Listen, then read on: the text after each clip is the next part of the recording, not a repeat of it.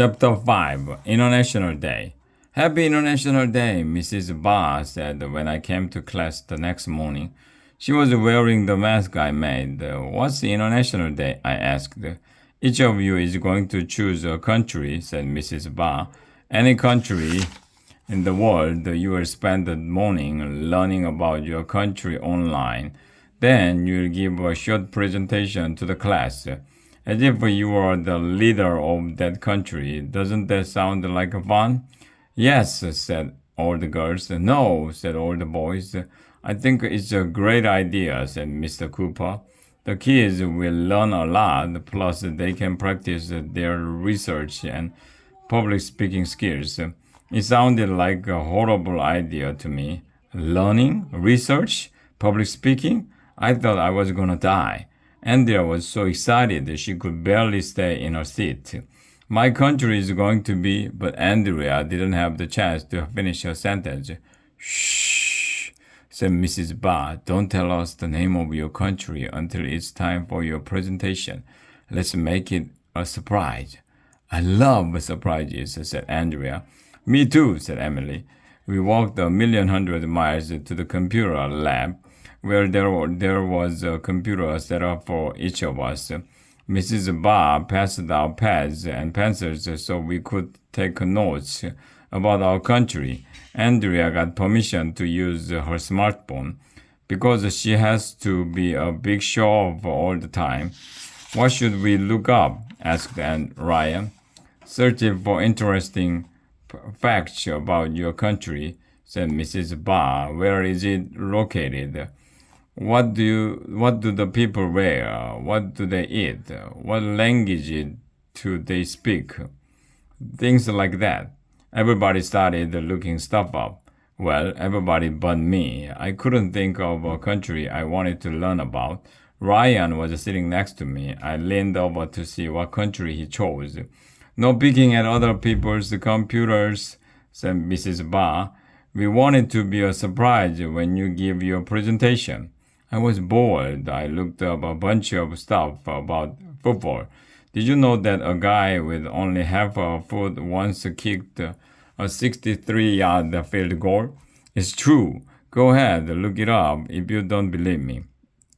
Isn't this wonderful? Mrs. Ba said as we were all looking up stuff. Maybe someday all the nations of the world will work together like this so people can live in peace and harmony. Everybody worked hard all the way to lunchtime.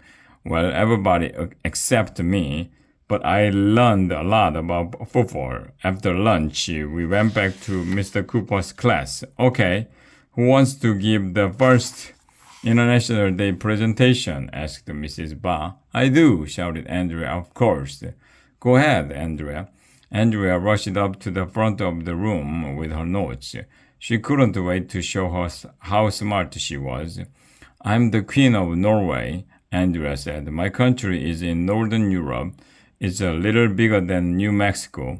We are one of the largest seafood producers in the world.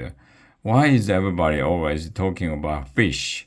More than 5 million people live in my country, Andrea continued. We speak Norwegian and we have 29 letters in our alphabet. Our capital city is Oslo. Our national animal is the moose. And blah blah blah blah. What a snooze fest. They shouldn't call that country Norway. They should call it Norway. Andrea went on for 1,100,000 minutes. I wasn't really listening. I just wanted Andrea to keep talking until dismissal, so I wouldn't have to give a presentation. And that's why we eat reindeer meatballs in Norway. Very good, Andrea, said Mr. Cooper. You certainly told us a lot about Norway. Who wants to go next? We all stared at the floor. How about you, AJ? said Mr. Cooper. Oh no, not me. AJ, AJ, AJ, everybody chanted. I didn't know what to say. I didn't know what to do. I had to think fast. You did do research on a country, didn't you? Asked Mrs. Ba. Sure I do, I lied. I went up to the front of the room. Everybody was staring at me. It was the worst moment of my life. Don't you have any notes, AJ? Asked Mrs. Ba. No, memorized everything. Impressive, said Mr. Cooper. Please begin, AJ. I'm the president of Flugenstein. I said. It was the first thing I could think of. I've never heard of Flugenstein, said Mrs. Ba, and I've been all over the world. We are a brand new country, I explained. We just started last week. Go on, Mr. President, said Mr. Cooper. Flugenstein is a beautiful country, I said, with lots of trees and animals and food. I made a bunch of stuff about Flugenstein. I told everybody the national bird is the hummingbird. The national food is chicken tacos. They have a lot of kangaroos and yaks. I just said whatever popped into my mind. There are no nerds in Flugenstein, I said, looking at Andrea, and you know how skate parks usually close at sundown. Well, in Flugenstein, they stay open all night. Fascinating, said Mrs. Ba. Would you like to see the Flugenstein national dance? I asked.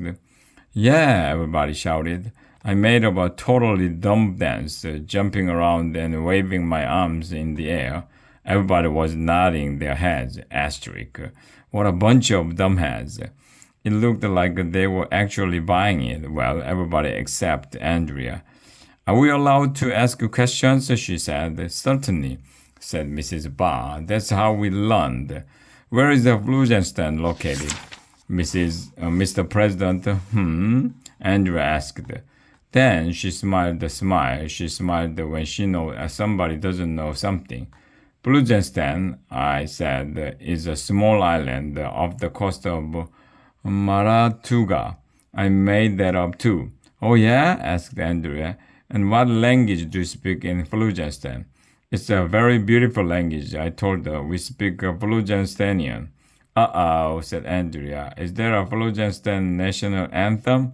Oh yeah. Would you be able to sing the Flugenstein national anthem for us? Asked Mrs. Ba. Oh, gee, I don't know, I said. Come on, Arlo, said Andrea. Sing the Flugenstein national anthem for us. Sing it, sing it, sing it, everybody chanted. I didn't know what to say. I didn't know what to do. I had to think fast. So I sang the first thing that came into my mind. Oh, give me a home where the kangaroos roam and the yak and the hummingbirds play, where seldom is heard from a dweeb or a nod, and the skate parks stay open all day. Home of Flugenstein. That sounds a lot like home on the range, said Mr. Cooper. Yeah, I told him. Flugenstein is such a new country. We haven't had the time to write our national anthem yet. Andrea looked like she was about to explode. There's no country called Flugenstein, she yelled. I just looked it up on my smartphone. Arlo is making all this stuff up. I am not, I yelled. R2D2. We went on like that for a while. Oh yeah? I finally said. Well, as the president of Flugenstein, I declare war on Norway. As the Queen of Norway, Andrea said, I declare war on Flugenstein. I'm on Norway's side, shouted Emily. I'm on Flugenstein's side, shouted Alexia. And that's how World War III began.